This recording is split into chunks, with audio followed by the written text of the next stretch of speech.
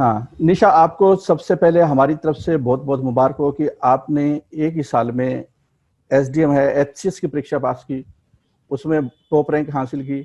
उसके बाद आपने यूपीएससी क्वालिफाई किया, वो भी अपने आप में बहुत बड़ा अचीवमेंट है। तो दो तीन जो बड़े एग्जाम है इंडिया के वो आपने क्वालिफाई किए, इसके लिए हमारी तरफ से आपको बहुत बहुत मुबारक हो। Thank you sir, thank you so much. Hmm. और ये सब आप लोगों की गाइडेंस और सपोर्ट से ही हुआ है। हाँ तो हाँ। A great and big thanks to your hmm. Team, and जिसने इंटरव्यू के टाइम पे भी हर हर टाइम पे मेरा सपोर्ट किया। तो thank you hmm. So much. अच्छा ये बताइए कि जो ये पूरी जर्नी थी आपकी, इस दौरान बहुत सारे इस तरह के उतार चढ़ाव आए होंगे, तो वो कौन कौन से ऐसे इवेंट थे या कौन कौन सी ऐसी चीजें थी जिसकी वजह से आपको कभी लगा हो कि मुझे जो यूपीएससी के लिए मैंने टारगेट लिया है वो मेरे लिए मुश्किल होता जा रहा है, या एचसीएस के लिए मैंने टारगेट लिया वो मुश्किल होते जा रहा है? क्योंकि कई बार एग्जाम होते हैं, जैसे आपको पता है एचसीएस का एग्जाम है वो हमेशा हर साल नहीं होता। उसके बाद क्या है कि यूपीएससी की भी तैयारी होती है, उसमें भी हाई अनसर्टेनिटी होती है, वो काफी ज्यादा होती है। तो आपके सामने क्या क्या चैलेंज थे इस पूरी जर्नी में? सर चैलेंजेस तो यही था कि मैंने एक बहुत अच्छा करियर में छोड़ के आई थी। हम्म। पीएचडी में मेरा एडमिशन हो गया था आईआईएससी बैंगलोर में। तो हम्म। बट उसमें सिलेक्शन होने के बाद मेरा ये डिसीजन था कि मैं पीएचडी नहीं कर रही हूँ। हम्म। फिर उसके बाद ओएनजीसी में मेरा एज अ केमिस्ट पोस्ट पे सिलेक्शन हो गया था, हम्म। जो कि महारत्ना कंपनी है, खुद में ही इतना ग्रुप ए लेवल की पोस्ट मुझे मिल गई थी। हम्म। बट फिर भी उसके बाद मेरा यही था कि अंदर से सेटिस्फेक्शन नहीं आ रहा था कि हम्म। मुझे इन्हीं जॉब में या फिर पीएचडी के लिए जाना है, रिसर्च में जाना है। हम्म। तो इस वजह से ये हुआ था कि मैंने अपना डिसीजन जो भी लिया था यूपीएससी के लिए, मेरे हम्म। पास जितनी भी अपॉर्चुनिटी थी सबको हम्म। एग्जॉस्ट करके लिया था। कि जैसे मेरे को पीएचडी में जाना है या फिर जितनी भी अपॉर्चुनिटी थी मेरे पास यूपीएससी से पहले, वो हम्म। मैंने सारी पहले एग्जॉस्ट की थी। फिर उसके बाद मैं इस डिसीजन पे आई थी कि नहीं, मुझे यूपीएससी करना है। फिर एक बार इस डिसीजन पे पहुंचने के बाद फिर मेरे को ऐसी कोई डिफिकल्टी नहीं हुई कि मेरे को जो भी कर लेनी चाहिए, मेरे को रिसर्च में चले जाना चाहिए, बिकॉज वो मैं पहले ही एग्जॉस्ट कर चुकी थी। बहुत सोच समझ के मैंने डिसीजन लिया था। हम्म। तो उसके बाद डिफिकल्टी आई, बस वो एकेडमिक लेवल की थी, जैसे कि ह्यूमैनिटीज के सब्जेक्ट पढ़ना, करंट अफेयर्स पढ़ना। तो वो इजीली टैकल हो जाती थी। माइंड स्टेबल था मेरा कि मुझे जाना इसी डायरेक्शन में है। हम्म। और अनसर्टेनिटी तो सर हर एग्जाम में रहती है, कोई भी एग्जाम हो। हम्म। जैसे मैंने जब एमएससी लेवल पे भी एंट्रेंस दिए थे, हम्म। तो अनसर्टेनिटी हर जगह होती है, बट एक माइंड स्टेबल होना चाहिए, माइंड में क्लैरिटी होनी चाहिए कि हमें इसी डायरेक्शन में जाना है। तो ये हेल्पफुल रहता है तुम्हें, तुम्हारे जो एंड गोल है उस तक पहुंचने के लिए। हम्म। तो आपने आईएएस की बात करी, आप मेरे ख्याल से आप बात करें इंडियन इंस्टीट्यूट ऑफ साइंस की, जो कि एक बहुत ही बड़ा इंडिया का सबसे बड़ा इंस्टीट्यूट आप बोल सकते हैं साइंस से रिलेटेड। आप अपनी एजुकेशन बैकग्राउंड के बारे में बताइए, 10वीं कहाँ से की आपने, उसके बाद 12वीं कहाँ से की, ग्रेजुएशन कैसे की आपने या कहाँ से की, उसके बाद आपने क्या किया? क्योंकि आप जो इंडियन इंस्टीट्यूट ऑफ साइंस की बात करते हैं तो स्टूडेंट्स के सामने जो सुन रहे होंगे इस वीडियो को, वो सोच रहे होंगे इसकी क्वालिफिकेशन फिर क्या होगी। तो वो थोड़ा बताइए, शुरू से लेकर आपने कहाँ कहाँ से की? जी सर। जी सर, मेरी 10th और 12th Rawlal Singh public school Sidhrawali, Gurgaon hmm. District Haryana में है। हम्म। और सर तो 12th तक यहीं हुई, और 12th में मेरी अच्छी परसेंटेज थी, मैंने टॉप किया था स्कूल को। तो हम्म। इस वजह से मैंने दिल्ली यूनिवर्सिटी में एडमिशन इजीली मिल गया था। हम्म। तो दौलत राम कॉलेज से मैंने अपनी ग्रेजुएशन करी, जो कि बीएससी ऑनर्स केमिस्ट्री है। हम्म। केमिस्ट्री ऑनर्स से मैंने अपनी ग्रेजुएशन करी। फिर ग्रेजुएशन कंप्लीट होने के बाद दिल्ली यूनिवर्सिटी से फिर मैंने आईआईटी जैम का एंट्रेंस दिया था, हम्म। जिससे हम एमएससी में एडमिशन ले सकते हैं आईआईटीज में। हम्म। तो उस टाइम पे रैंक ठीक आई थी मेरी, तो इस वजह से मेरे को आईआईटी मद्रास मिल गया था सर। तो हम्म। मैंने एमएससी केमिस्ट्री में करी है, मैंने मास्टर्स की है केमिस्ट्री में हम्म। आईआईटी मद्रास से। हम्म। और फिर उसके बाद हम जैसे सीएसआईआर नेट के पेपर होते हैं, जेआरएफ होते हैं, तो हम्म। पीएचडी के लिए मैंने आईआईएससी बेंगलोर में अप्लाई किया था। हम्म। जी सर, तो हम्म। इस प्रोसीजर के थ्रू हम आईआईएससी बेंगलोर में पहुंच सकते हैं कि आपने बोला था बीएससी कि, करो। हाँ हाँ, आपने बोला था कि गुड़गांव डिस्ट्रिक्ट में किसी जगह पे आपकी जो 5वीं क्लास या प्राइमरी है, मिडिल एजुकेशन है, वो कहाँ पे हुई थी? फिर क्या गांव में हुई थी, कहाँ पे हुई थी? जी सर, मेरी 5th क्लास तक तो मैं गाँव में ही पढ़ी थी। फिर हम्म। सर 6th to 8th एक गाँव के पास में एक स्कूल था, झनकार हम्म। सीनियर सेकेंडरी स्कूल, हम्म। शिकोपुर में। हम्म। तो मेरी 8th वहाँ तक हुई थी। मैंने 9th में स्कूल चेंज कर लिया था। फिर हम्म। 9th to 12th मेरी रावलाल सिंह पब्लिक स्कूल सिधरावली गुड़गांव से ही हुई थी। तो मैंने हम्म। 3 स्कूल थे सर अब तक के। हम्म। तो गांव में तो आमतौर पे हिंदी मीडियम होता है, आपने क्या हिंदी मीडियम में पढ़ाई की है या इंग्लिश मीडियम में पढ़ाई की है? उसके बारे में थोड़ा बताइए, क्योंकि जो स्टूडेंट्स होते हैं उनके दिमाग में ये बड़ा कंफ्यूजन है। आपने आईआईटी का नाम ले लिया तो स्टूडेंट के सामने बहुत बड़ी पिक्चर आ गई है, लेकिन जब साथ में गांव का नाम लेते हैं तो उनके दिमाग में आता है गांव में तो स्कूल ही नहीं होते या कोई खास नहीं होते या हिंदी मीडियम होता है। तो वहां की सिचुएशन कैसी थी जो स्टार्ट आपका हुआ 10वीं से पहले, तो उसके बारे में थोड़ा बताइए, क्या लेवल था जी पढ़ाई सर। का? जी सर। जी सर, 5th क्लास तक मेरा हिंदी मीडियम ही रहा था, बिकॉज़ गाँव में हम पढ़े थे। तो 5th क्लास तक तो वही कि वर्नाक्युलर लैंग्वेज हमारी जो होती है, लोकल लैंग्वेज, उसी में पढ़ाई की थी। फिर सर मैंने स्कूल चेंज किया था 6th क्लास से 8th क्लास तक का। उसमें सर इंग्लिश मीडियम था मेरा मोड ऑफ कम्युनिकेशन। फिर सर उसके बाद मतलब 6th क्लास से 12th तक मेरा इंग्लिश मीडियम ही रहा है स्कूल का तो। और मतलब ऐसी कुछ डिफ़िकल्टी थी नहीं मुझे कि 5th क्लास से 6th क्लास में इंग्लिश मीडियम में अगर मैं आ रही हूँ, तो इतनी डिफ़िकल्टी हुई नहीं थी सर। तो मेरा इंग्लिश मीडियम ही था मोस्टली। तो आपका जो स्टैंडर्ड था पढ़ाई का, मेरा कहने में तो है कि आपकी रैंक किस तरह से आती थी? कि आप एवरेज स्टूडेंट थे? कई बच्चे बोलते हैं कि बहुत कमजोर स्टूडेंट है, उसने आईएएस क्वालिफाई किया, फिर दूसरे बच्चे बोलते हैं कि नहीं नहीं वो ब्रिलियंट होते हैं वही क्वालिफाई करते हैं। तो आपकी क्या पोजीशन थी? किस तरह से आप किस तरह के स्टूडेंट थे आप स्कूल लाइफ में और कॉलेज लाइफ में? जी sir. Sir school life 11th तक तो मैं एवरेज स्टूडेंट ही थी। हम्म मेरा स्कूल एक्चुअली घर से दूर था, तो हम्म इस वज़ह से पेरेंट्स नहीं जा पाते थे पेरेंट्स मीटिंग में। तो मैं उनको हम्म बोल देती थी कि मेरी बहुत अच्छी पोज़ीशन आई है। तो 11th हम्म तक मैं एवरेज स्टूडेंट थी, मेरी कोई पोज़ीशन नहीं होती थी। बट हम्म मैंने बोला हुआ था कि मेरी पोज़ीशन आई हुई है। तो हम्म 12th में मेरे ऊपर एक सोशल बर्डन आ गया था, जो कि मैंने खुद ने क्रिएट किया था कि हम्म मुझे ये टॉप करना है, बिकॉज़ 11th तक के मार्क्स उनको नहीं पता है, पर 12th के सीबीएसई रिलीज़ करेगा, जो कि सबको पता होंगे। तो इस वज़ह से मैंने 12th में ही पढ़ाई करनी शुरू करी थी, क्योंकि मैंने अब तक के बहुत झूठ बोल लिया था घर पे कि मैं बहुत अच्छा पढ़ रही हूँ, जो कि मैं एवरेज स्टूडेंट ही थी। हम्म तो ये एक बर्डन आ गया था मेरे ऊपर कि 12th क्लास में तो अच्छा परफॉर्म करना ही है। तो इस वजह से मैंने सिर्फ 12th में अच्छे से पढ़ाई की सर। फिर 12th में अच्छे से पढ़ाई करी, इस वजह से मेरी फर्स्ट रैंक आ गई थी स्कूल में, ओवरऑल स्कूल को टॉप किया था मैंने। फिर सर उसके बाद कॉलेज टाइम में भी यही रहा था, फर्स्ट और सेकंड ईयर मैंने एंजॉय किया था। सिर्फ फाइनल ईयर में आके मैं थोड़ा सा सीरियस हो गई थी आगे के लिए कि क्या करना है क्या नहीं करना है। तो सर मेरा एक्सपीरियंस रहा है स्टडीज में वो यही था कि फर्स्ट सेकंड ईयर सिस्टम को समझो कि कैसे पढ़ाई करनी चाहिए, कैसे अच्छे से करना चाहिए। फिर लास्ट ईयर अपनी स्ट्रेटेजी, अपना अप्रोच लगा के उसको हम इजीली टॉप कर सकते हैं। तो मेरा यही था, मैं ज़्यादा नहीं पढ़ती थी, बस लास्ट में जैसे फाइनल ईयर में हो गया, 12th में था मेरा, तो मैं सिर्फ लास्ट में अच्छे से पढ़ती थी। हम्म। अच्छा अच्छा, आपने बोला कि पेरेंट्स को पता नहीं था। आपके पेरेंट्स क्या करते हैं? आपके फैमिली बैकग्राउंड के बारे में बताइए, जिससे कि हम समझ पाएं कि आप किस तरह के बैकग्राउंड से आते हैं, क्योंकि बहुत सारे ऐसे स्टूडेंट्स होते हैं जिनका फैमिली बैकग्राउंड इतना अच्छा नहीं होता है, पेरेंट्स को पता ही नहीं होता बच्चा कर क्या रहा है। आपके साथ क्या था ऐसा? जी सर। सर मेरी फैमिली इतनी ज़्यादा एजुकेटेड नहीं है, मतलब हम्म मेरे पापा मम्मी ने 8th क्लास तक ही पढ़ाई करी है। हम्म और मेरे पापा का बिजनेस सर ट्रांसपोर्टेशन का है, हमारा लोडिंग अनलोडिंग का काम है। हम्म और मम्मी मेरी हाउस मेकर है, तो हम्म होम मेकर है, उन्होंने बस घर पे ही मुझे सपोर्ट किया, घर पे रहकर ही। हम्म। अच्छा, तो आपका बहुत ही हम्बल बैकग्राउंड है, कोई इतना हाई फाई नहीं है जिससे कि आपके पीछे लगे रहे कि हाँ पढ़ पढ़ पढ़ करके। आपने जो ट्यूशन वगैरह होती है जो गांव में होती है, थोड़े शहर में जाकर ट्यूशन का आपका कितना रोल हुआ होगा? क्या आपने +2 तक या 10वीं क्लास तक की कोई ट्यूशन ली थी? जी नहीं सर, क्योंकि मैंने बताया जैसे आपको कि मेरा स्कूल घर से बहुत दूर था, हम्म 20 किलोमीटर दूर था डेली, हम्म तो डेली अप डाउन 40 किलोमीटर पड़ जाता था। हम्म तो सर इतना टाइम नहीं बचता था डेली कि मैं हम्म ट्यूशन के लिए भी जाऊँ। तो मैं हम्म जो भी स्कूल में पढ़ती थी 10th हम्म 12th तक, मैंने आज तक स्कूल में ट्यूशन नहीं लिया था। हम्म तो जो भी मैं पढ़ती थी स्कूल में, बस उसको हम्म आके एक बार रिवाइज़ करती थी, आधा घंटा 1 घंटा, बस सर हम्म उतना ही सफिशिएंट रहता था मेरे लिए। हम्म। चलो वापस आते हैं सिविल सर्विसेज के ऊपर कि आपका ये कौन सा अटेम्प्ट था यूपीएससी में? आपका कौन सा सर अटेम्प्ट था यूपीएससी यूपीएससी? में हम्म। जी सर। सर यूपीएससी में ये मेरा सेकंड अटेम्प्ट था। ये एक चीज और बताइए कि जो पहला अटेम्प्ट था उसमें आपकी क्या दिक्कतें आ गई थी उसमें, और कहाँ तक आप पहुंच पाए या प्री क्वालिफाई नहीं हुआ था? जी सर। सर जैसे मैंने बताया कि पहले एमएससी जब मैंने अपनी 2017 में कंप्लीट करी थी, फिर हम्म उसके बाद मैंने इंटरव्यूज़ दिए थे पीएचडी के लिए आईआईसी हम्म बेंगलोर में और हम्म बाकी सारे आईआईटीज़ में। हम्म तो फिर उसके बाद मेरा 1-2 महीना वहाँ पे चला गया था इंटरव्यूज़ में, और फिर हम्म उनके एडमिशन लेटर में, तो 1-2 महीना वहाँ चला गया था। फिर सर उसके बाद मैंने ओएनजीसी के लिए अप्लाई किया था जॉब के लिए, तो सर हम्म 2-3 महीने वहाँ चले गए थे। तो हम्म इनफैक्ट मैंने जब प्रिपरेशन शुरू करी थी, वो एक हम्म सडन टर्न था मेरी लाइफ में। मेरी लाइफ में सिर्फ अभी तक केमिस्ट्री था एमएससी हम्म पास करने के बाद। हम्म मैंने ह्यूमैनिटीज के सब्जेक्ट नहीं पता था, करंट अफेयर्स मैंने न्यूज़पेपर आज तक नहीं उठाया था।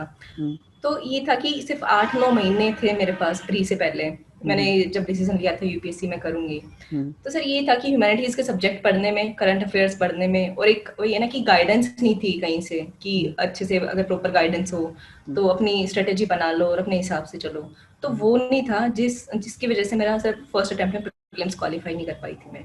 अच्छा, तो आप बोल सकते हैं कि जो पहला सीरियस अटेम्प्ट था वो तो यही था इस साल का, जिसमें आपने क्वालिफाई कर दिया, यूपीएससी को क्रैक किया। जी सर। हाँ, इससे पहले आपने जो एचएस है वो भी एक रेप्यूटेड एग्जाम होता है, हरियाणा का सबसे बड़ा एग्जाम है, सबसे बड़ी पोस्ट है, वो आपने हासिल की है, एसडीएम की पोस्ट। तो उसकी जर्नी के बारे में थोड़ा बताइए, क्योंकि जो सुन रहे होंगे ये वीडियो, देख रहे होंगे वीडियो, वो बहुत सारे ऐसे भी होंगे जो कि एचएस के एस्पिरेंट है। तो क्या एचएस में आपका फर्स्ट अटेम्प्ट था, उस पर आपने कितनी पढ़ाई की होगी, और यूपीएससी और एचएस को दोनों को बैलेंस कैसे किया आपने? सर जैसा कि आपने बताया, मैंने बताया फर्स्ट अटेम्प्ट में सिर्फ यूपीएससी के लिए प्रिपेयर किया था। हम्म, और जब मेरा प्री क्वालिफाई नहीं हुआ, हम्म, तो फर्स्ट अटेम्प्ट मैंने कोई स्टेट पीएससी का एग्जाम नहीं दिया था। हम्म, कि तब मुझे रियलाइज हुआ कि स्टेट पीएससी भी दे देना चाहिए, मे बी मेरा लेवल इतना ज़्यादा ना हो तो स्टेट पीएससी सही में उतना लेवल हो सकता है मेरा। तो सर मैंने फर्स्ट अटेम्प्ट के बाद सिविल सर्विस जितने भी स्टेट पीएससी है हम्म, उनके सारे मैंने फॉर्म्स, जितने भी नोटिफिकेशन आई थी, 2 ही स्टेट के भरे थे मैंने, हरियाणा के और यूपी का, हम्म, यूपी पीसीएस। हम्म, तो ये दोनों स्टेट के मैंने भरे थे सर। फिर उसके बाद मेरी प्रिपरेशन यूपीएससी फोकस्ड ही थी। मैंने एचसीएस के लिए सिर्फ एग्जाम से पहले ही पढ़ा था कि जब हम्म, भी, क्योंकि हरियाणा मतलब हरियाणा हो गया या फिर यूपी हो गया, स्टेट पीएससी में अनसर्टेनिटी बहुत होती है कि एक प्रॉपर कैलेंडर नहीं होता कि प्री की डेट ये है, मेंस की ये है। तो मेरी प्रिपरेशन पूरी यूपीएससी फोकस थी। उसके बीच में मैंने ये स्टेट पीएससी के एग्जाम्स दिए थे और जिसमें मैंने क्वालिफाई किया है। अच्छा, तो आप ये बोल सकते हैं कि एचएस के लिए एसएस आपने कोई ज्यादा स्ट्रेटजी नहीं बनाई थी, सिर्फ और सिर्फ जब एग्जाम आया तो उसके ऊपर फोकस कर दिया थोड़ा, आप ये बोलना चाह रहे हैं? यही बोलना चाह रही हूँ सर मैं। हाँ, हाँ। अच्छा, ये बताइए कि जो मैं अब आता हूँ करंट अफेयर्स के ऊपर, आपने करंट अफेयर्स की कैसे तैयारी की होगी? सर करंट अफेयर्स की मैंने स्टार्टिंग से ही न्यूज़पेपर पढ़ना शुरू किया था। हम्म, तो स्टार्टिंग में बहुत टाइम लगते थे, 4-5 घंटे लग जाते थे अप्रोक्स। हम्म, तो बट मेरा ये था कि न्यूज़पेपर समझ में आना चाहिए, टाइम मैटर नहीं करता है, टाइम हम्म, कम भी हो जाएगा, टाइम के मतलब 1-2 महीने के बाद टाइम कम भी लगेगा।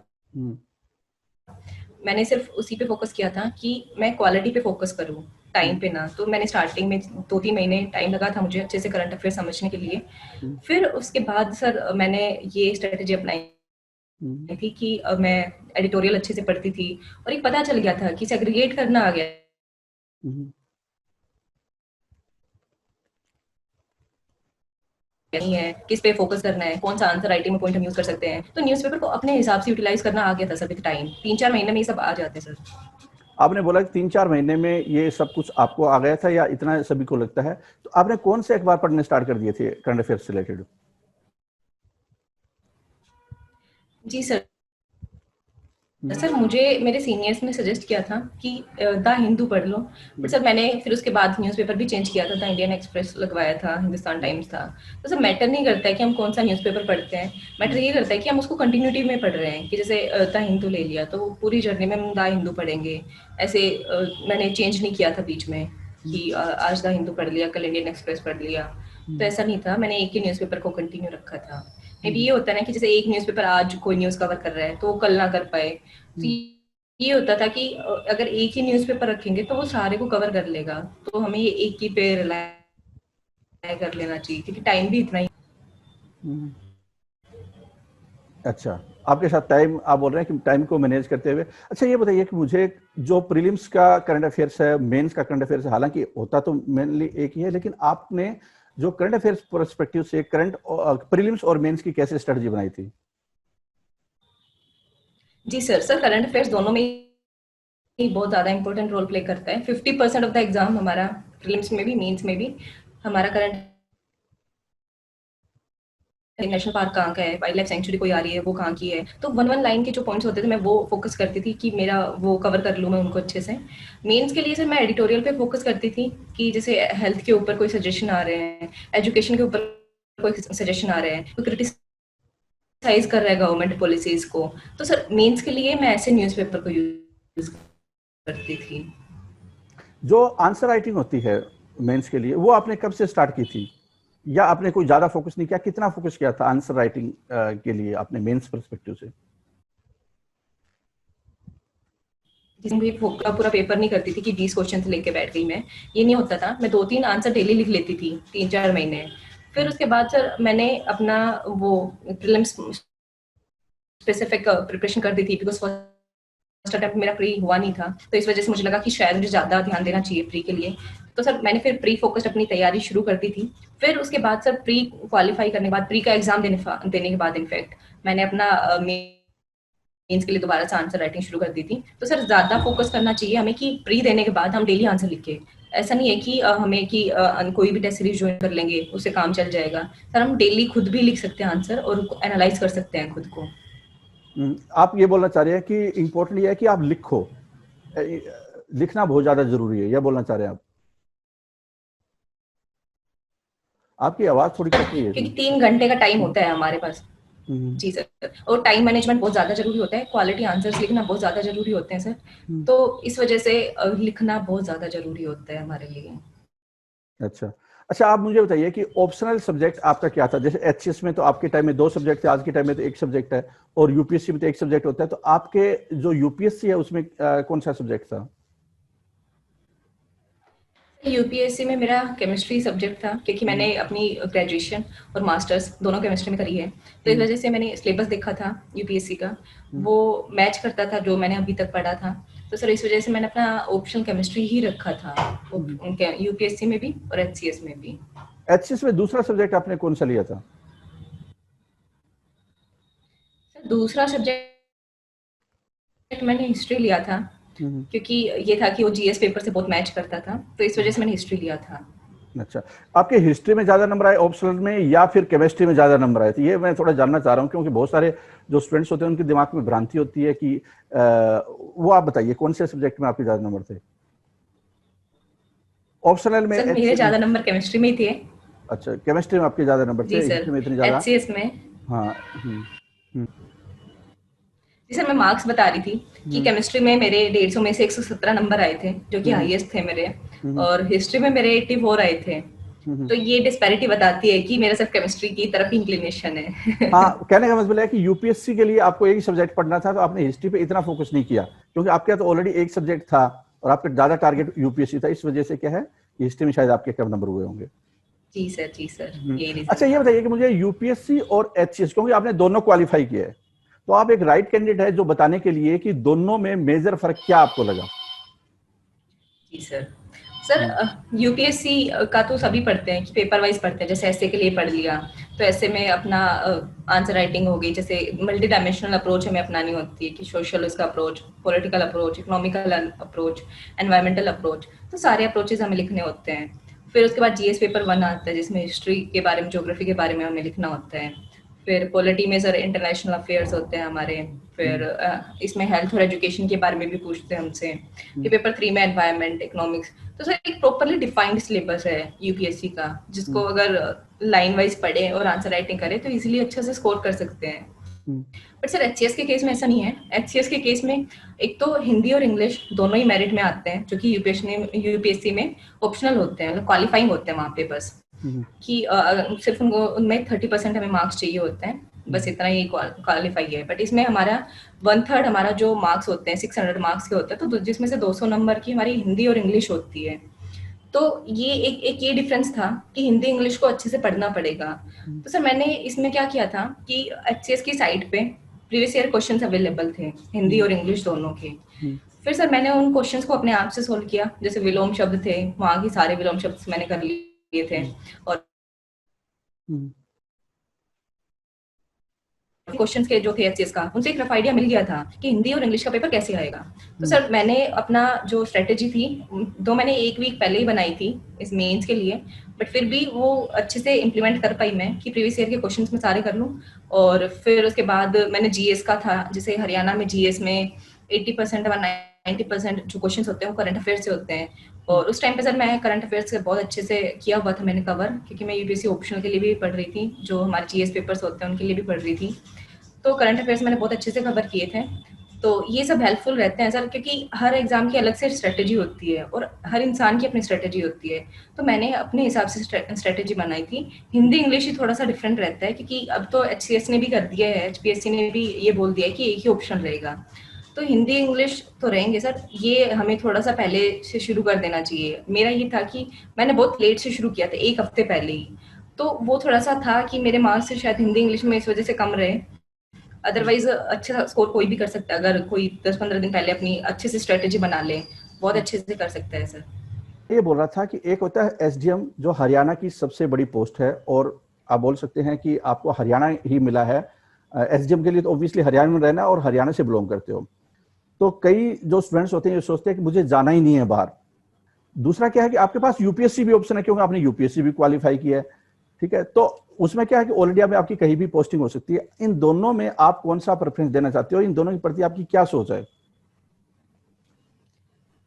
जी सर। सर नो डाउट अपने स्टेट के लिए हमें ज़्यादा हम्म, प्यार होता है। इनफैक्ट मैं भी प्रेफर करूंगी कि मुझे मेरा होम गार्डन मिले। हम्म, तो सर ये है कि क्योंकि हम बचपन से यहीं से पले बड़े हैं, तो एक लैंग्वेज का, एक कनेक्शन का पीपल से हमारा होता है कि लोग हम्म, हमें हमें अच्छे से समझ लेंगे यहाँ पे। हम्म, हमें वही कि peoples and people participation easily रहेगा, हम पीपल को इन्वॉल्व कर सकते हैं अपने साथ। हम्म, तो हरियाणा का ये था कि हरियाणा एचसीएस मैंने इसीलिए दिया था कि यहाँ पे एक तो ये फील्ड लेवल जॉब है जिसमें हमें पीपल के साथ कनेक्ट करना है। हम्म, तो इस वजह से अगर हम उनको जानेंगे, हम बचपन से उनकी लैंग्वेज देखी है, उनका कल्चर देखा है, तो हम्म, बहुत अच्छे से हम उनको समझ सकेंगे और उनके लिए पॉलिसीज जो भी है उनके हिसाब से इम्प्लीमेंट कर सकेंगे। तो हम्म, सर हरियाणा का ये था कि मैं एचसीएस इसलिए बनना चाहती थी, स्टेट पीएससी, कि मैं यहाँ पे लोगों के साथ रह सकूँ। सर वैसे यूपीएससी ऑल इंडिया सर्विस है हम्म, जिसमें कि हमें ऑल इंडिया पे सर्व करने का एक मौका मिलता है। तो सर ये भी एक बहुत अच्छी है कि हमने सिर्फ हरियाणा में रह के ही अपनी एजुकेशन ली है, अपनी कल्चर देखा है, अपनी सोसाइटी देखी है। तो सर एक अपॉर्चुनिटी मिलती है हमें कि अपनी जो इंडिया कहते हैं कि यूनिटी डाइवर्सिटी है, डाइवर्स कंट्री है हमारा, तो एक हम्म, डाइवर्सिटी वो देखने को मिलेगी लैंग्वेज में, पीपल के कल्चर में। सर वो उस एक अपॉर्चुनिटी है जो हम दूसरे स्टेट से हम लर्न करने के लिए हम्म, सीखते हैं हम्म, अगर यूपीएससी क्रैक करते हैं तो। हम्म, सर दोनों में ही फायदा है कि हमें एक डाइवर्सिटी देखने को मिल जाएगी और अगर हम अपने स्टेट में रहेंगे तो हम्म, अपने स्टेट के पीपल के लिए अच्छे से सर्व कर पाएंगे। हम्म।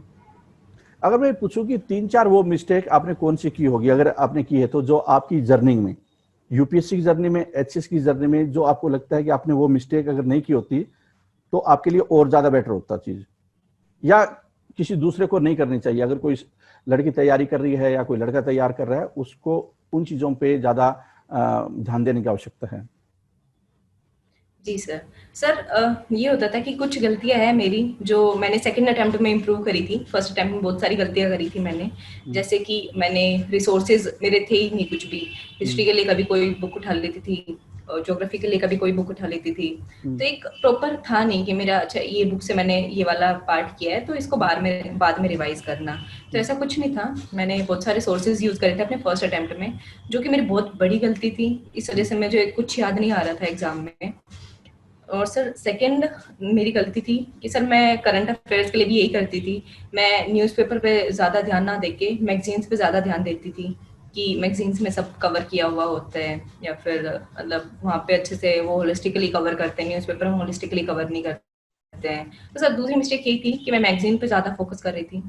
सर तीसरी मिस्टेक मेरी ये थी कि जैसे एग्ज़ाम दिन में होता है और मैं जनरली रात में मैं पढ़ लेती थी बिकॉज़ शांति होती है, हम्म, और दिन में मैं मतलब जब होता था तो सो लेती थी। तो इस वज़ह से क्या हुआ था कि जब फाइनल एग्ज़ाम था मेरा, तो उस टाइम पे मेरा माइंड स्लीपी मोड में ही था। तो मैं वो एग्ज़ाम पे कंसंट्रेट कर भी नहीं पाई। चाहते हुए भी मैं वो एग्ज़ाम पे कंसंट्रेट नहीं कर पाई, नींद आ रही थी मुझे। तो सर ये ऐसी मिस्टेक्स थी जो मैंने फर्स्ट अटेम्प्ट में करी थी और सेकंड अटेम्प्ट में इनको इम्प्रूव किया था अच्छे से सर।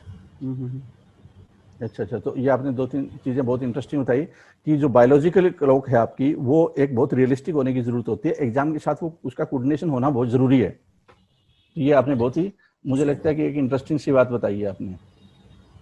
ठीक है। जी अच्छा, सर। मुझे ये बताइए कि तो जैसे अभी तो एचएस में एग्जाम है वो सी सेट क्वालिफाइंग कर दिया गया है, आपके टाइम में सी सेट क्वालिफाइंग नहीं था।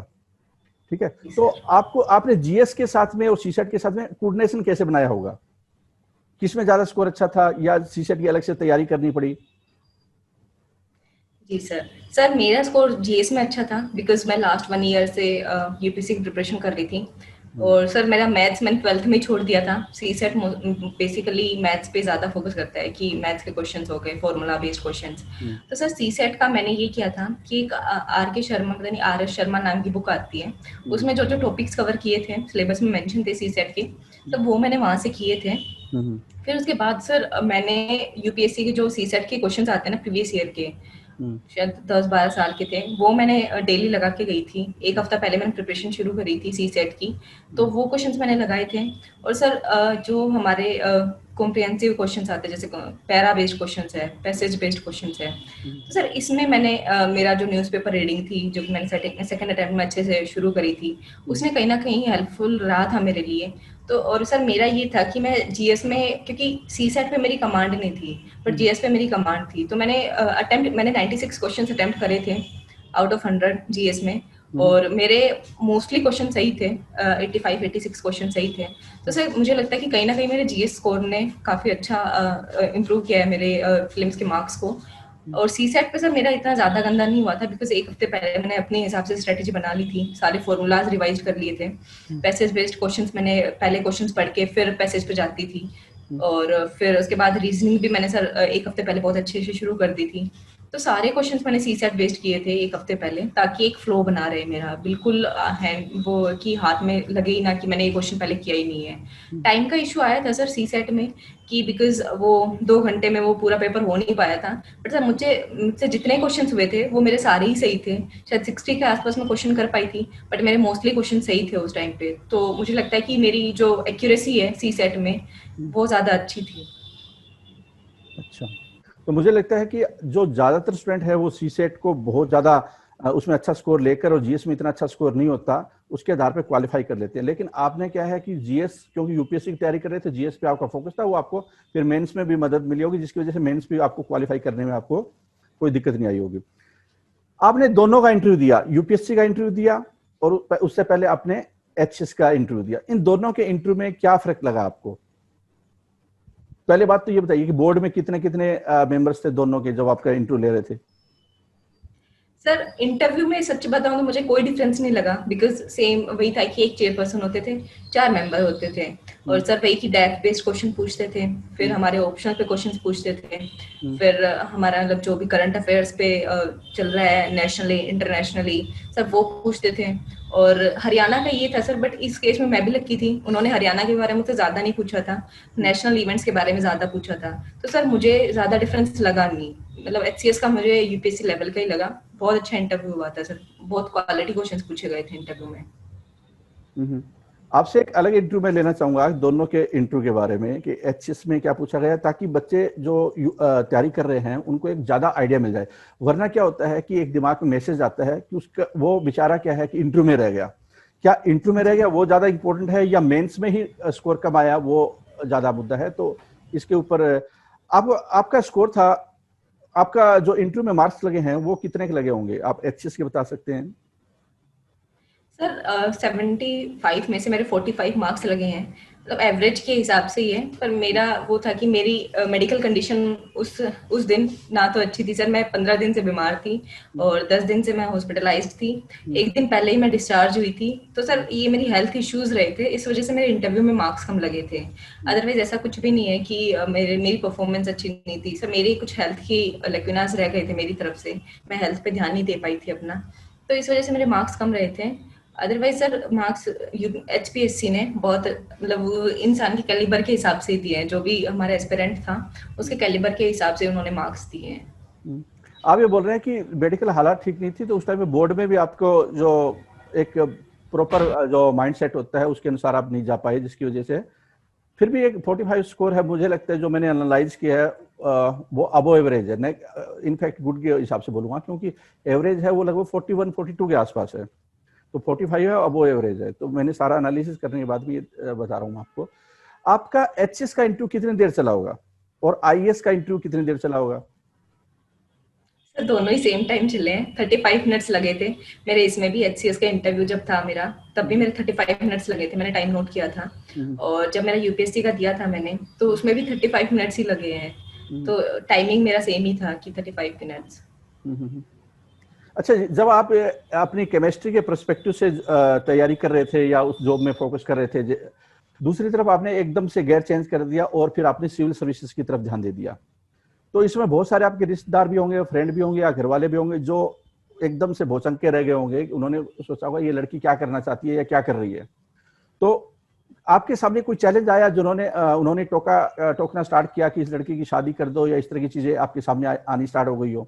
क्योंकि आप गांव से बिलोंग करते हैं और गांव में शादी थोड़ी जल्दी हो जाती है कि लड़की एमएससी कर गई है, अब इसकी शादी करने का टाइम आ गया है, अब वो ये दूसरा करियर बनाना चाहती है एचएस वगैरह में, पता नहीं हो न हो, यूपीएससी क्वालिफाई हो न हो, तो इस तरह के कोई दिमाग में वहां पे चल रही हो बातें जो आपके ऊपर प्रेशर, सोशल प्रेशर डल रहा हो? सर एक्चुअली मेरे इस एग्जाम के बारे में, एचसीएस के बारे में और यूपीएससी के बारे में सिर्फ मेरे पेरेंट्स और मेरे मामा को पता था कि मैं ये एग्जाम दे रही हूँ, और बाकी रिलेटिव्स को पता ही नहीं था कि मैं क्या कर रही हूँ। तो मैंने किसी से शेयर किया ही नहीं कि मुझे पता था एक सोशल बर्डन क्रिएट करता है ये सब। तो मैंने अपने किसी रिलेटिव से ये सब शेयर किया ही नहीं कि मैं क्या कर रही हूँ, क्या नहीं कर रही हूँ। और उन्होंने जब भी पूछा तो मैंने यही कहा कि मैं पीएचडी कर रही हूँ, जो कि उस टाइम पे ठीक भी था, उनको समझ में आता था कि हाँ ठीक है, वो आईआईटी दिल्ली से मैं पीएचडी कर रही हूँ, तो उनको ये पता था।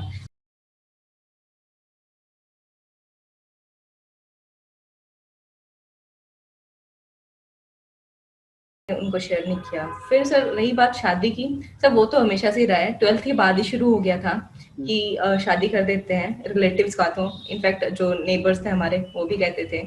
तो सर मेरा ये था कि इस केस में अगर आपकी फैमिली आपके फेवर में है, जैसे मेरे केस में मेरे पेरेंट्स मेरे फेवर में थे कि जो तू कहेगी वो हम करवा देंगे तुझे, अगर एजुकेशन में जाना है या फिर किसी और फील्ड में जाना है, जॉब करनी है, वो हम तुझे करवा देंगे।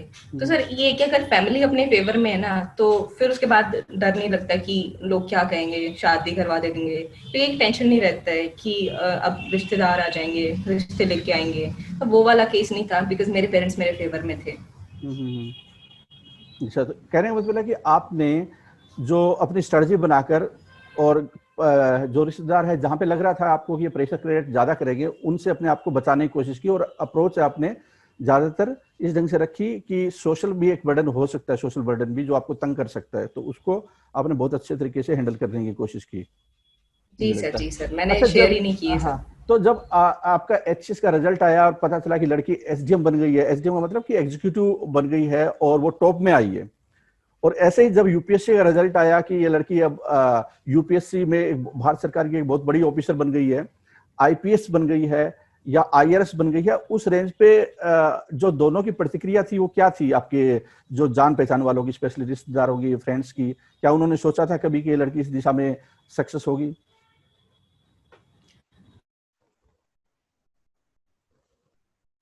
पहले 2 बार मैं हॉस्पिटलाइज हो गई थी, तो मेरी मेडिकल कंडीशन सही नहीं चल रही थी, तो इतनी एक्सपेक्टेशन थी नहीं कि मुझे एचसीएस में एग्जीक्यूटिव पोस्ट पे मैं चली जाऊंगी।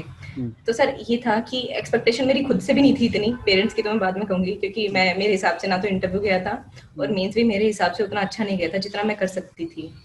तो सर ये इस वजह से ये था कि अगर मुझे ईटीओ या फिर डीएसपी ये मिल जाता है तो मैं ज्वाइन कर लूंगी, मुझे एग्जीक्यूटिव का मैंने सोचा भी नहीं था। और सर रही बात रिलेटिव्स की, सर रिलेटिव्स को सिर्फ मेरे रिजल्ट आने के बाद ही पता चला था कि मैंने ये एग्जाम्स दिए हुए हैं, तो फिर वो भी खुशी थे कि अच्छा कि अच्छी अच्छी पोस्ट पे मिल गई है हमारी बेटी। फिर उसके बाद तो सर सबको पता चल गया था और सब खुशी थे इस बात के लिए कि मैंने उनका नाम रोशन किया, गांव का नाम रोशन किया। फिर सर सब अच्छे थे। तो यूपीएससी के टाइम पे भी यही हुआ कि हमें पता था कि जब एसडीएम बन सकती है तो यूपीएससी लेवल का भी एग्जाम क्रैक कर सकती है। तो सभी बहुत खुश है सर, रिजल्ट आने के बाद ही उनको पता चला है, बट उसके बाद वो बहुत खुश है। ये तो बहुत अच्छी बात है कि आपने इन सारी चीजों को बहुत अच्छी तरीके से हैंडल किया। जी सर। अच्छा, आपके दिमाग, अच्छा ये और कोई एग्जाम दिया आपने? जैसे कि बहुत सारे स्टूडेंट्स क्या करते हैं कि यूपीएससी का एग्जाम देते हैं, साथ में बैकअप रखने की कोशिश करते हैं। आपने यूपीएससी के साथ में एचएस को क्लब किया, लेकिन बहुत सारे एसएससी का भी एग्जाम देते हैं। हरियाणा में एक कल्चर है, आप हरियाणा से हो, हरियाणा में कल्चर है कि जब तक कि वो लड़की को जेबीटी नहीं बन जाती उसको वो मानते नहीं है कि वो सरकारी जॉब में है। बाकी उनको पता ही नहीं है, जेबीटी या पुलिस के बारे में पता है, हो सकता है कि वो एसडीएम को नहीं जानते हो लेकिन जेबीटी को जरूर जानते हो।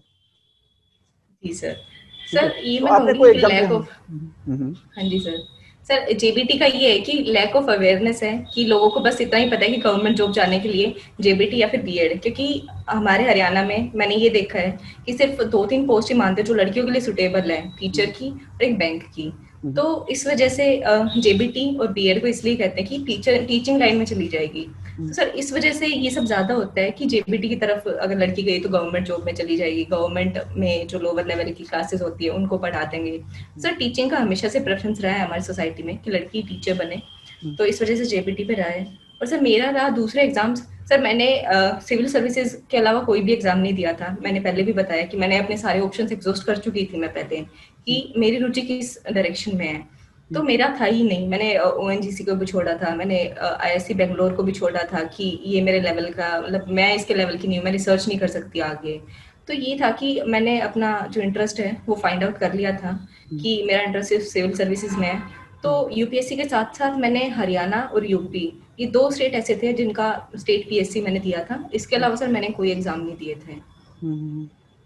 तो ये भी एक मेरे ख्याल में आपकी सफलता में ज्यादा कंट्रीब्यूट कर पाया कि आप बिल्कुल फोकस कि यूपीएससी आपको क्वालिफाई करना है, साथ में एचएस निकल गया और आपने दे दिया और वो उसकी जो टॉप रैंक है वो मिल गई। तो ये मुझे लगता है कि ये सक्सेस में काफी ज्यादा आपका कंट्रीब्यूट किया होगा, बजाय कि आपने 10 जगह टांग फंसाने की कोशिश की और ढंग से तैयारी किसी की नहीं कर पाए हो। जी सर, क्लैरिटी रहना बहुत ज़रूरी है माइंड में, तभी हम फोकस्डली स्टडी कर पाते हैं, क्योंकि ये बहुत डिमांडिंग एग्जाम है, बहुत ज़्यादा हार्ड वर्क करने की ज़रूरत है। अगर हमारा माइंड स्टेबल नहीं रहेगा, अगर हमारे माइंड में क्लैरिटी नहीं रहेगी, तो बहुत डिफिकल्ट हो जाता है हमारे लिए कि हम कोई एग्जाम क्रैक कर पाए। और जबकि हमसे ज़्यादा एक स्मार्ट, एक क्लियर बंदा, एक स्टेबल माइंड वाला बंदा अगर सेम कंपटीशन में बैठा है, तो ज़्यादा चांसेस उसके होंगे क्वालिफाई करने के, जो ये सोच रहा होगा कि दूसरे सारे ऑप्शंस एग्जॉस्ट कर लेता हूँ मैं। अच्छा, तो जो ऑडियंस है इस वीडियो को देख रही होगी, बहुत सारे स्टूडेंट्स हैं, वो आपसे बहुत ज्यादा इंस्पायर हुए होंगे इस वीडियो को देखकर। उनके लिए आप क्या मैसेज देना चाहेंगे जिससे कि वो भी आपकी तरह है, वो यूपीएससी क्वालिफाई करे, जो एचएस है वो क्वालिफाई करे, या यूपीपीसीएस है वो क्वालिफाई करे, यूपीएससी में अच्छी रैंक लाए? उसके लिए क्या मैसेज आप ओवरऑल देना चाहेंगे? जी सर मेरा मैसेज यही रहेगा कि ऑथेंटिक सोर्सेज पे रिलाई करें, जैसे कि एनसीईआरटीज है, ज्योग्राफी के लिए एनसीईआरटीज फॉलो करें, और जीसी लियोंग की बुक मैंने फॉलो करी थी। तो अपने हिसाब से रिसोर्सेज फाइंड आउट करें, एक लिस्ट बना लें कि मुझे सिर्फ इन्हीं बुक से पढ़ना है, ये टॉपिक मुझे इन बुक से पढ़ना है।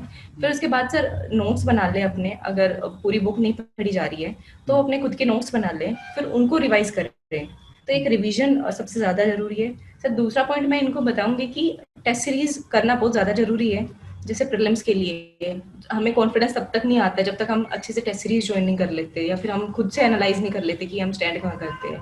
तो सर दूसरा है टेस्ट सीरीज, और सर तीसरा है एक प्रॉपर गाइडेंस कि लोग जनरली ये होता है कि जब जब एग्जाम नज़दीक आता है तो वही है कि मन बहक जाता है कि क्या कह रहे हैं साइड वाले लोग, उनका समझ लेते हैं, वो एक क्वेश्चन कौन सी टेस्ट सीरीज सोल्व कर रहा है, हम उसको उसको भी कर लेते हैं। और हमारे माइंड में एग्जाम से पहले कभी ये नहीं आना चाहिए कि ये वाला क्वेश्चन मुझे नहीं आता है, या फिर दूसरी वाली टेस्ट सीरीज मैंने ज्वाइन नहीं करी थी। तो एक बहुत ही क्लियर माइंड से, एक बहुत ही काम माइंड से हमें प्रीलिम्स देना चाहिए। और उसके लिए मेंस के लिए भी सेम ही स्ट्रेटेजी रहेगी कि एक बहुत क्लियर और काम माइंड चाहिए। हमें साइड वालों से नहीं पूछना चाहिए प्रिपेयर, मतलब ऐसे हमारा जो पेपर जिस दिन होता है उस दिन हमें साइड वालों से नहीं पूछना चाहिए उनका कैसा हुआ, रिजल्ट पे वेट करना चाहिए। तो सर ये कुछ टिप्स हैं मेरे जो मुझे सेकंड अटेम्प्ट में एक सक्सेस पाने के लिए काफ़ी हेल्पफुल रहे थे। अच्छा, मुझे ये बताइए कि आपने जैसे बोला कि फोकस होना बहुत ज़्यादा ज़रूरी होता है, अपने ऊपर विश्वास करना, अपना खुद का एनालिसिस है वो सबसे ज़्यादा इम्पोर्टेंट होता है, ये आपने बात की। मुझे ये बताइए कि जब आपने ये तैयारी की, इस दौरान में लगभग 1-1.5 साल का समय तो गया ही है आपका, आप कहाँ रहते थे? आप अपने जो गांव में रहते थे, जो घर है वहां पे, या फिर आप किसी हॉस्टल में रहते थे, या आप लाइब्रेरी में पढ़ते थे? कई आजकल लाइब्रेरी कल्चर बहुत है, तो कहाँ पे आप एक्चुअल में पढ़ाई करते थे? सर एक्चुअली मैं 12th के बाद से घर में नहीं रही हूँ। मेरी ग्रेजुएशन बाहर से हुई है, पोस्ट ग्रेजुएशन बाहर से हुई है। तो सर घर जाना ऐसा लगता था कि हम छुट्टी पर जा रहे हैं, तो इस वजह से मुझसे घर पे पढ़ाई नहीं होती थी। तो मैंने एक दिल्ली में रूम लिया था अपना, और वहाँ पे रह के मैंने वहाँ पे पढ़ाई करी है। सर लाइब्रेरी में भी मैं नहीं जाती थी, बिकॉज एक लाइब्रेरी में मुझे वैसे प्रेशर क्रिएट हो जाता है कि बच्चे इतने सीरियसली पढ़ते रहते थे, और मेरा ये होता था कि जब मेरा मन करता था मैं तभी पढ़ती थी, वैसे पढ़ाई नहीं होती थी मुझसे। तो सर मैं ये कहूँगी कि जहाँ भी खुद कंफर्टेबल फील करे, मैं अपने अपने रूम में कंफर्टेबल फील करती थी पढ़ने के लिए। ना ही मैं घर पढ़ती थी और ना ही मैं लाइब्रेरी में पढ़ती थी। तो बस ये फाइंड आउट कर ले कि कौन सी जगह हमारे लिए सूटेबल है, जहाँ हम कंसंट्रेट कर सके, जहाँ हम जितना मन करे उतना पढ़ सके। ऐसा नहीं है कि हम डेली 12-13 घंटे पढ़े, जितना मन करे उतना पढ़े। तो ऐसी जगह फाइंड आउट करके हमें फिर प्रिपरेशन अच्छे से हम कर सकते हैं अपनी। आप हर रोज कितना आपने पढ़ाई की होगी, कितने घंटे आपने पढ़ाई की, अगर घंटे की करूं मैं, क्योंकि बहुत सारे बच्चे ये सोचते होंगे कि अगर यूपीएससी क्वालिफाई करना है, आपको आईएएस बनना है, तो आपको सारा दिन पढ़ाई करनी है, 18 घंटे पढ़ने, 20 घंटे पढ़ने। आपने ऑन एन एवरेज कितने घंटे डेली पढ़ाई की होगी, और आपने कितने समय तक पढ़ाई की, मतलब 1 साल की है, 1.5 साल की है, 2 साल की है, ये इस सिविल सर्विसेज की जर्नी में? जी सर, मेरा एक ये था कि ये प्रिपरेशन शुरू करने से पहले मैंने खुद को प्रॉमिस कर लिया था कि मैं डेली पढ़ूंगी, चाहे मैं 1 घंटा ही पढ़ूं, बट डेली मैं कवर करूंगी। या तो न्यूज़पेपर ही पढ़ लूं, बट ऐसा नहीं होना चाहिए कि कोई दिन बिना पढ़े जाए। तो मैं डेली पढ़ती थी, मेरी कंटिन्यूटी थी सर इसकी वजह से। और मैं डेली 6-7 घंटे मेरा ऑन एन एवरेज रहता था। ये वेरी करता रहता था, कभी मैं 2-3 घंटे ही पढ़ती थी और कभी 8 घंटे भी पढ़ती थी। तो ये वेरी करता था कि जिस दिन मूड अच्छा है उस दिन ज़्यादा पढ़ लिए, और जिस दिन मूड अच्छा नहीं उस दिन पढ़ लिए पर कम पढ़ लिए। तो ऐसा था मेरा। इस वजह से सर कंसिस्टेंसी एक की होती है सक्सेस के लिए, और मेरे लिए भी इसने काफ़ी अच्छा रिजल्ट मेरे को दिया है सर, इस कंसिस्टेंसी ने। आपका ड्यूरेशन क्या होगा, मतलब 1 साल, 1.5 साल, या कितने टाइम आपने इस पे फोकस किया सिविल सर्विसेज के ऊपर, कितना टाइम दिया है? 1.5-2 साल लगे हैं सर, 1.5-2 साल। तो आप बोल रहे हैं कि आपने 1.5-2 साल कंसिस्टेंसी के साथ पढ़ाई की, और लगभग 5 से लगभग 7 घंटे आपने डेली पढ़ाई की। जी सर। ठीक है। अच्छा, मुझे ये बताइए कि आपकी जो ये पढ़ाई में, आपकी जर्नी में ऑनलाइन जो रिसोर्सेज होते हैं उसका कितना योगदान होगा, और कहाँ का पे योगदान था? जी सर। सर मेरा ऑनलाइन सोर्सेज पे, जैसे मैं बताऊं, प्रीलिम्स में जाना ज़्यादा सिर्फ सीसेट के आपके जो चैनल की वीडियोस थी, सीसेट के लिए जो आपने बनाई थी। तो सर मैं एचसीएस की बात करें तो सीसेट मैंने पूरा वहीं से किया था कि मुझे कुछ फॉर्मूलाज नहीं आ रहे, तो आपके चैनल पे काफ़ी अच्छे थे फॉर्मूला बेस्ड क्वेश्चन। फिर लोअर लेवल से हायर लेवल तक के क्वेश्चन आपके चैनल पे करवाए गए थे सीसेट के। तो सीसेट मैंने आपके चैनल से किया था प्रीलिम्स के लिए। हम्म। सर जीएस मेरा ऑलरेडी हो गया था बुक से, तो मैंने जीएस के लिए इंटरनेट सोर्सेज यूज नहीं करे थे। तो सर इस वजह से मेरा प्री हो गया था सर, सीसेट मैंने आपके चैनल से कर लिया था। फिर मेंस के बाद में सर एचसीएस का जब मेंस था, तो हिंदी इंग्लिश जैसा मैंने बताया आपको कि मेरा नहीं था, तो मैंने आपके चैनल पे बहुत अच्छे वीडियोस बनाए हुए थे नीरू मैम ने, तो मैंने वो सारे फॉलो किए थे। और दूसरों की मैम कॉपी रिव्यू करते थे कि जैसे किसी ने कैसा आंसर लिखा है, तो उनकी जो अप्रोच थी, उन्होंने जो जैसे गाइड किया था, मैंने वो सारे पॉइंट्स अपने आंसर राइटिंग जो मेरा मेंस में फाइनल में मैंने लिखा था, वो सारे मैंने इम्प्लीमेंट किए थे। और सर फिर यही था कि मैंने हिंदी इंग्लिश के लिए काफी अच्छे से आपके चैनल को फॉलो किया था। हम्म।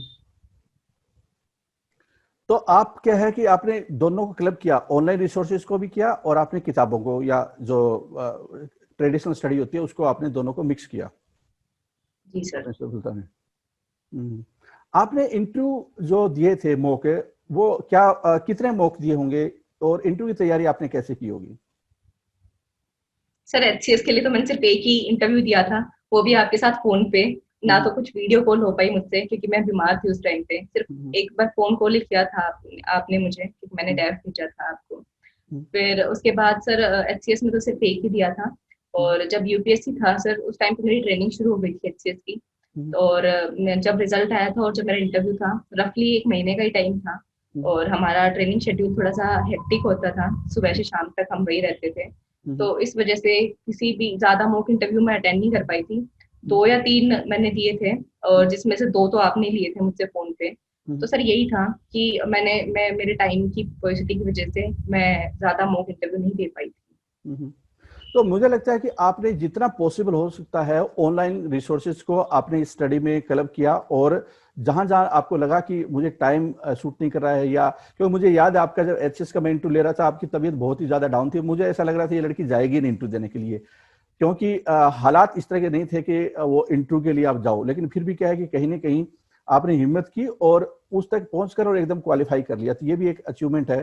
कई बार एक सिचुएशन आ जाती है, इंसान को पता ही नहीं चलता, क्योंकि जो दूसरे होते हैं उनको पता नहीं चलता कि वो किस पोजीशन में है अभी। ठीक है। जी सर, जी सर। हाँ, मुझे भी एक्चुअल में ऐसा लगा कि ये लड़की इंटरव्यू से डर रही है, लेकिन बाद में जब आपसे पूरा इंटरव्यू ले रहा था मैं, मुझे लगा कि इस पे पूरा कॉन्फिडेंस है, लेकिन इसकी हालत नहीं है ठीक इंटरव्यू देने, वहां पे जा पाएगी नहीं जा पाएगी, आपकी इस तरह की हालात थी। जी ठीक है। सर, मेरी मेडिकल कंडीशन बहुत ज़्यादा वल्नरेबल थी सर उस टाइम पे, हम्म। क्योंकि मुझे पानी पीने के बाद भी वॉमिटिंग हो रही थी। तो हम्म। उस वॉमिटिंग की वजह से डिहाइड्रेशन बहुत ज़्यादा हो गया था, और हम्म। कंटिन्यू आधा घंटा बोलना बहुत ज़्यादा डिफिकल्ट था मेरे लिए उस टाइम पे। But hmm. सर, मैंने अपने आप को प्रॉपरली हाइड्रेट किया जिस दिन मेरा फाइनल इंटरव्यू था, हम्म। और टैबलेट्स वगैरह सब अच्छे से टाइम पे ली, और हम्म। तो इस वजह से सर वो आधा घंटा मैं बोल पाई थी, अदरवाइज डिफिकल्ट हो रहा था मेरे लिए बोलना वहाँ पे। हम्म। हम्म। चलो, आपका इंटरव्यू के ऊपर कि आपसे कौन कौन से क्वेश्चन पूछे गए, उसके लिए एक अलग से मैं सेशन करूंगा, जिससे कि आप सभी को बता पाएं कि आपने किस तरह के आंसर दिए, जिससे कि अगर कोई स्टूडेंट है, वो गांव से बिलोंग करता है, छोटे एरिया से बिलोंग करता है, और वो तैयारी करना चाहता है, तो वो कम से कम इस दिमाग में रहे उसके कि ये सारी चीजें उसके रीच में है। कई बार क्या होता है कि इंसान में क्वालिटी होती है, काबिलियत भी होती है, लेकिन वो बड़ी जॉब की तरफ सोचता ही नहीं है, वो क्या ग्रुप डी तक ही उसकी सोच रह जाती है और वो आगे तक नहीं बढ़ पाता, जबकि एक्चुअल में उसमें काबिलियत होती है कई बार। ठीक है, तो वो सारी चीजें हम लोग उसमें भी एक्सप्लोर करेंगे।